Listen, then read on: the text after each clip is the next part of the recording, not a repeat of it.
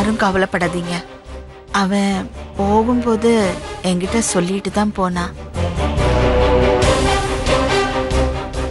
வந்ததும் முக்கியமான ஒரு விஷயம் சொல்றேன்ட்டு போனா. வந்துருவான், கவலைப்படாதீங்க.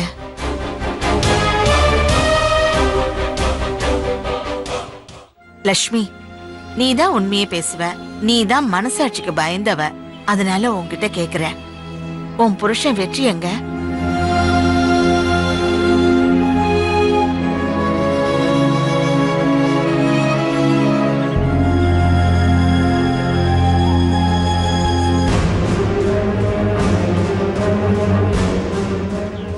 சொல்லு லக்ஷ்மி.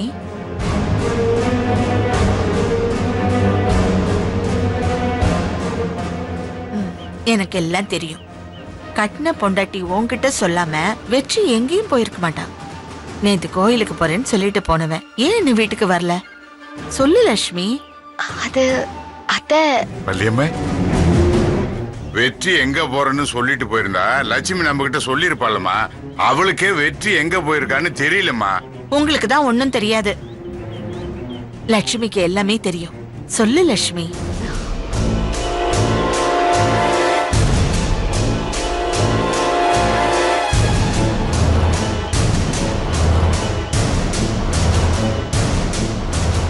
ஏன் கேக்குறேன் தெரியுமா லட்சுமி? வெற்றி கோயிலுக்கு போயிட்டு வந்ததும் எனக்கு ஒரு முக்கியமான விஷயம் சொல்றமான்னு சொன்னா. அதுக்குதான் கேக்குறேன். ஓ, போன இடத்த சொன்னா வந்து உன்னை திட்டுவான்னு பயப்படுறியா? அவன் வந்த உடனே உன்னை காட்டி கொடுக்க மாட்டேன். தைரியமா சொல்லு லட்சுமி.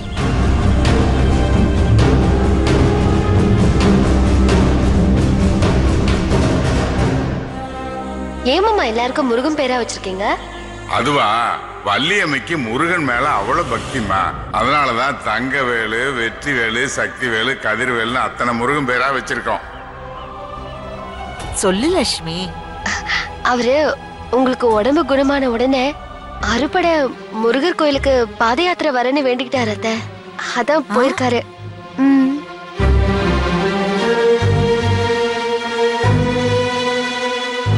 பொய்ய உண்மை மாதிரியே சொல்றாளே, இதை தட்டி கேட்க முடியாம அப்படியே நிக்கிறேனே.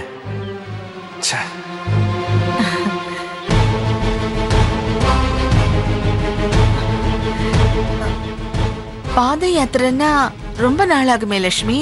எத்தனை நாள்ல வருவான்? அது ஒரு அது வந்து 25 26 நாள்ல வந்துருன்னு சொன்னாரு.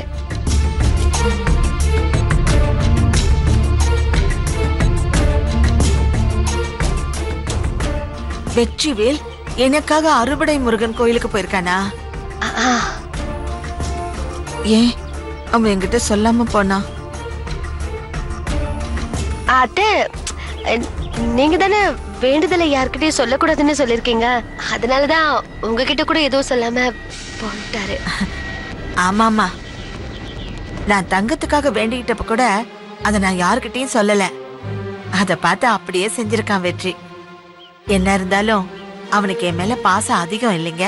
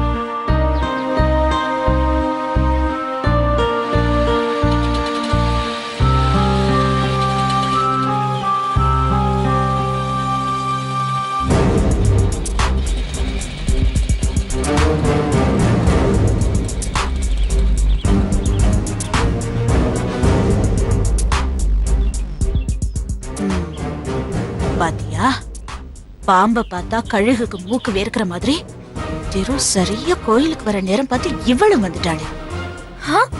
நம்ம நினைச்ச மாதிரியே கோவிலுக்கு வந்திருக்காரு.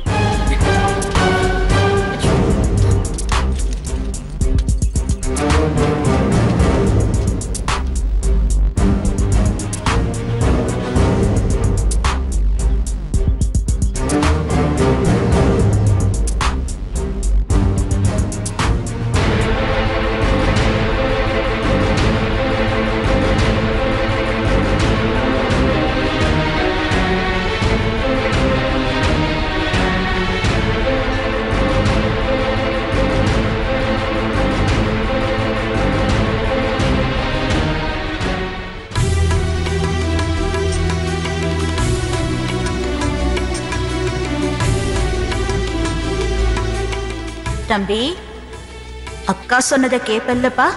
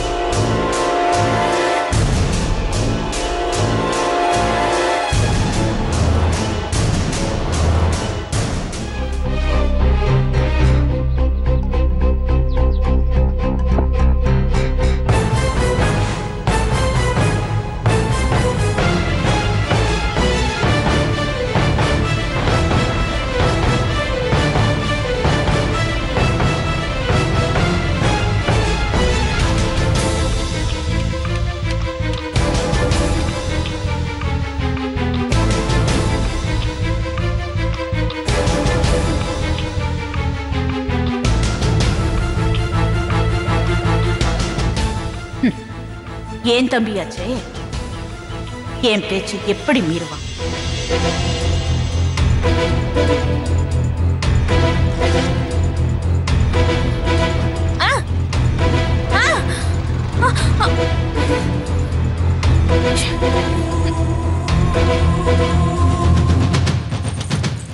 பார்த்தும் பார்க்காத மாதிரி போறியா? இருவர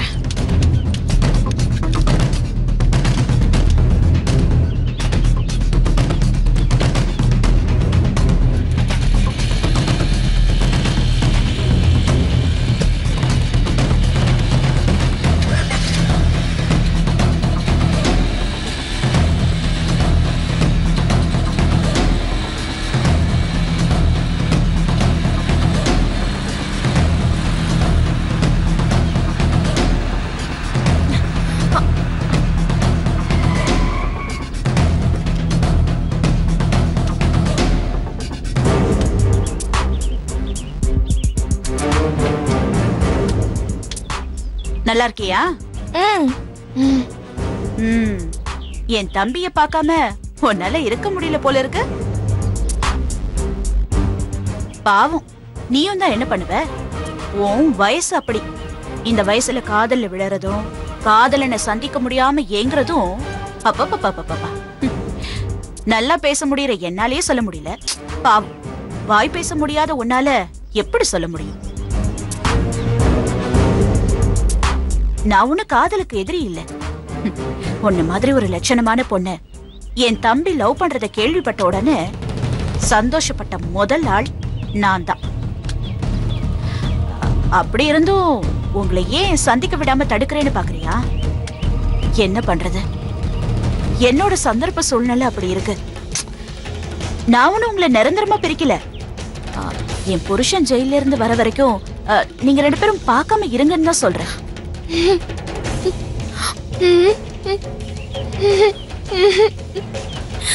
ஓ நல்லதுக்காக தான் சொல்றேன். உன் அக்கா தங்கச்சி உன் குடும்பம் நல்லா இருக்கணுங்கிறதுக்காக தான் நான் அப்படி சொல்றேன். ப்ளீஸ் சொன்னா புரிஞ்சுக்கோ.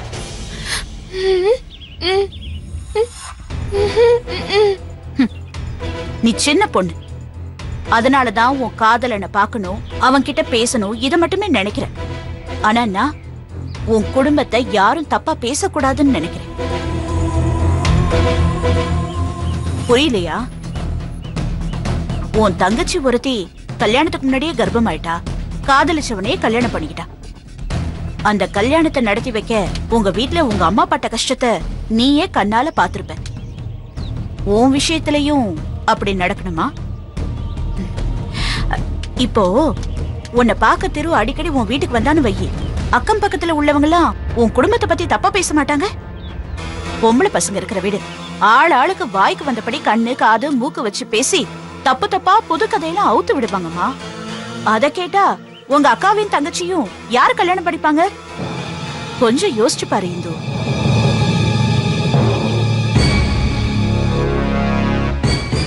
இங்க பாரு இந்து, இன்னும் கொஞ்ச நாள்ல என் புருஷனை நான் ஜெயில இருந்து வெளியில வர வச்சிருவேன்.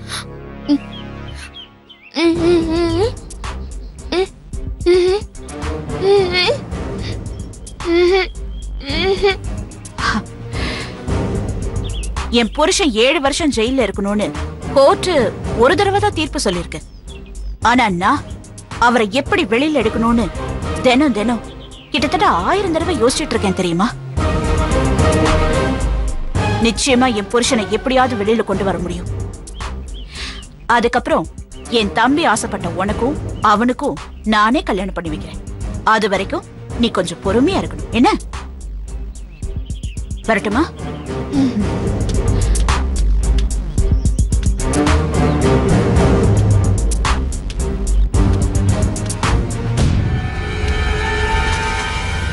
நீ என் வீட்டுக்கு வாழ வர போற பொண்ணுங்கிறதுனாலதான் இவ்வளவு நேரம் அன்பா உன்கிட்ட பேசிட்டு இருந்தேன். இத நான் உனக்கு கொடுக்கற எச்சரிக்கையா கூட நீ எடுத்துக்கலாம். ஆனா எல்லாத்தையும் மீறி இதுக்கப்புறமும் நீ திரும்ப பார்க்கணும்னு நினைக்க மாட்ட.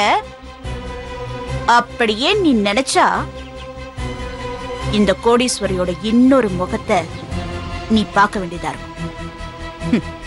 புரிஞ்சு நடந்துக்க.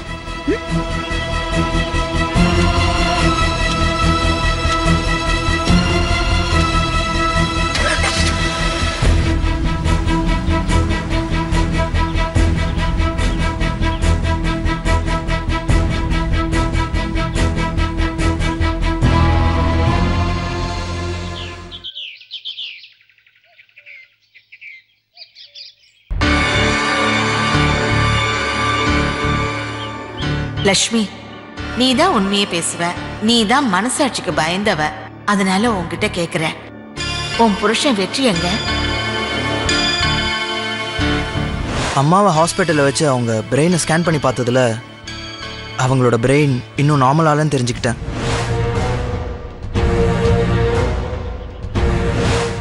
வெற்றிவேல் எனக்காக அறுபடை முருகன் கோயிலுக்கு போயிருக்கானா? ஏன் அவன் என்கிட்ட சொல்லாம போனா?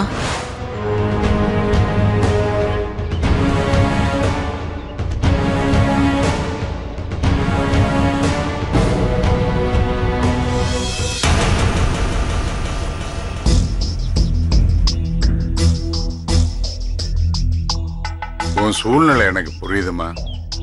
வள்ளியம்மிட்ட உண்மையை சொன்னா அவளுக்கு ஏதாவது ஆயிடுமோன்னு நீ பயந்திய, அதை நான் கவனிச்சேன்.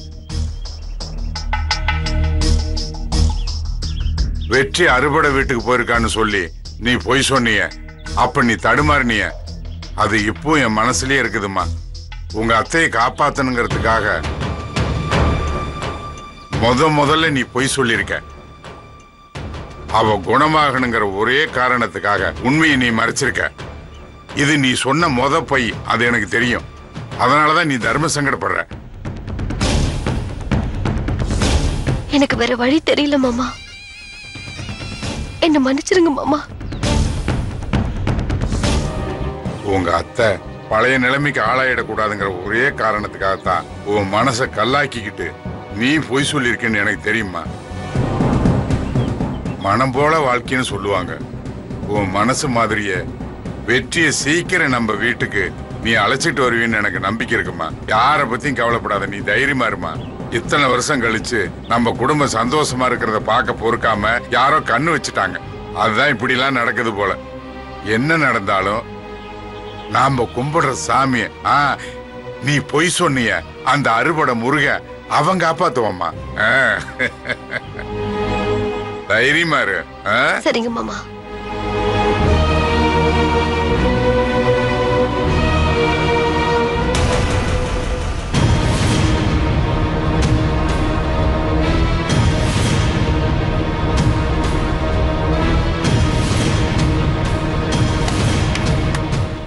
சூப்பர் சூப்பர் நடிப்பு. பரவாயில்லையே, நான் கூட என்னமோ நினைச்சேன். அது எப்படி உன்னால மட்டும் எங்க அப்பா அம்மா முன்னாடி நல்லவ மாதிரி நடிக்க முடியுது நந்தினி? சாரி, லக்ஷ்மி அண்ணி.